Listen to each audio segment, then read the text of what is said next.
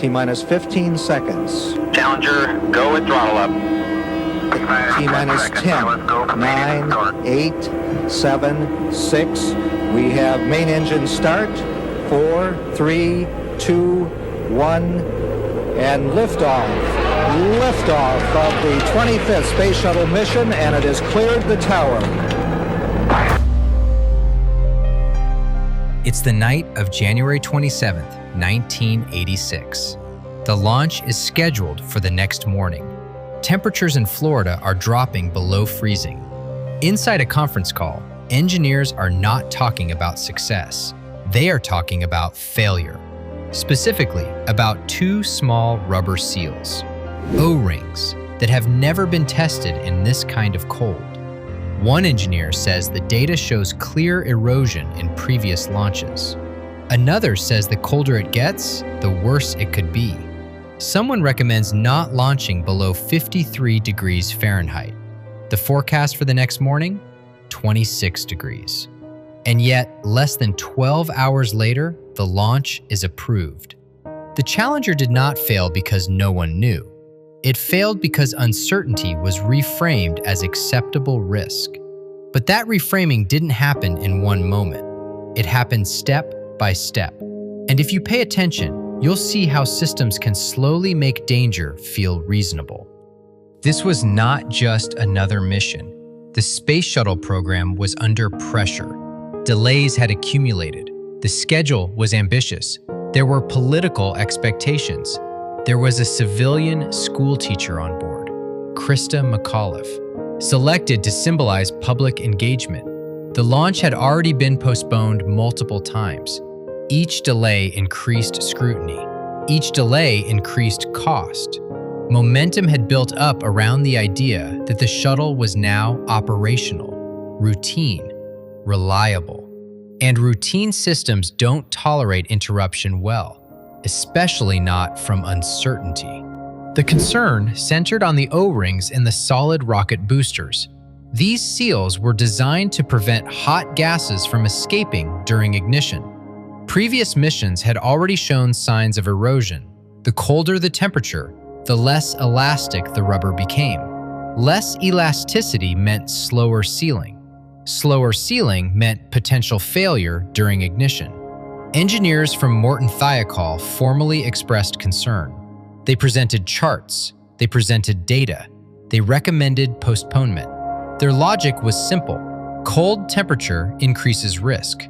The next morning would be the coldest launch ever attempted. But something subtle happened in the meeting. The burden of proof shifted. Instead of asking, "Can we prove it is safe?" the discussion became, "Can you prove it will fail?" That shift changed everything. The data was incomplete. There had been O-ring erosion before, but no catastrophic failure. So the erosion was reclassified, not as a warning, but as an anomaly. Not as evidence of danger, but as evidence that the system had survived. Uncertainty was no longer treated as a reason to stop.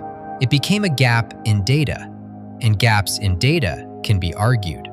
Engineers were asked to quantify exactly how cold was too cold. They couldn't give a precise threshold, because complex systems rarely give absolute numbers. And without absolute certainty, their caution began to look subjective. Inside institutions, subjective concerns carry less weight than documented proof. And proof, in this case, required disaster. The discussion lasted for hours. At one point, Morton Thiokol recommended against launch. NASA management pushed back. They questioned the interpretation. They asked for more data. They emphasized schedule pressure.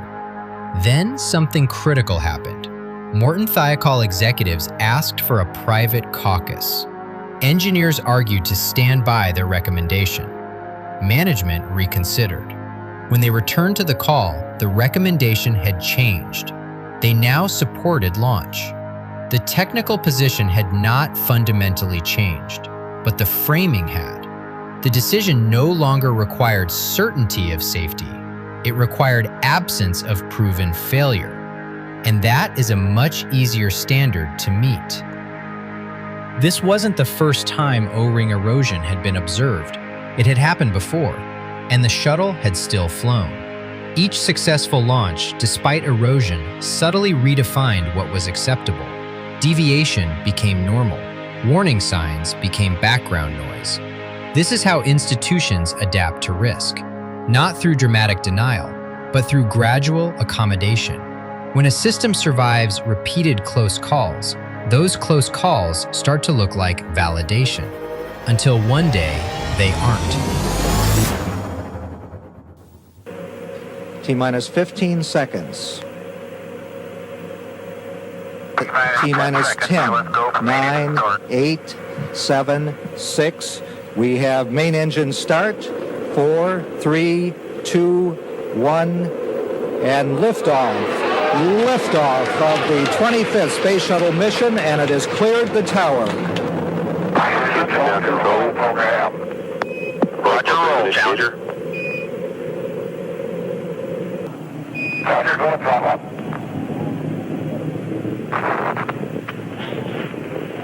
One minute, 15 seconds. Velocity 2,900 feet per second. Altitude 9 nautical miles. Downrange distance 7 nautical miles.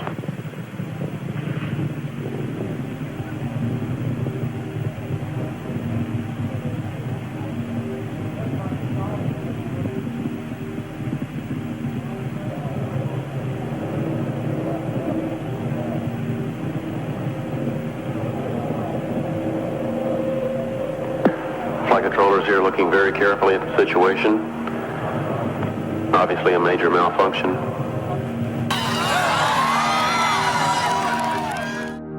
The morning of January 28, 1986, was visibly cold. Ice was present on the launch structure. Concerns were noted. But the launch proceeded. 73 seconds after liftoff, the right solid rocket booster failed. The external tank ruptured.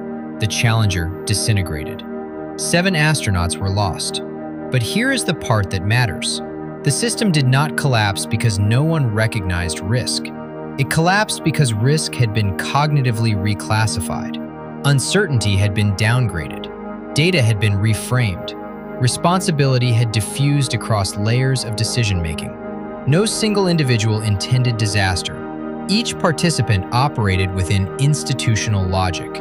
And that logic slowly inverted the burden of proof. Instead of proving safety, engineers were asked to prove catastrophe. In complex systems, that inversion is fatal. Because catastrophic proof only comes after catastrophe.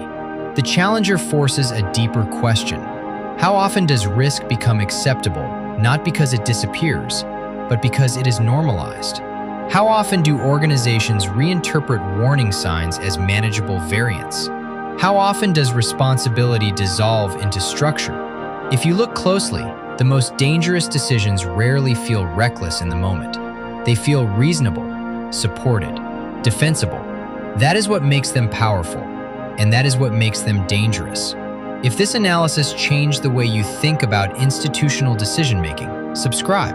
And if you'd like to explore the Challenger disaster in greater depth, we've included some of the most important books on the subject in the description below. In the next episode, we examine another moment where warning signs were visible, but reinterpreted until action felt unnecessary. Because disasters are rarely sudden, they are usually negotiated. See you in the next episode.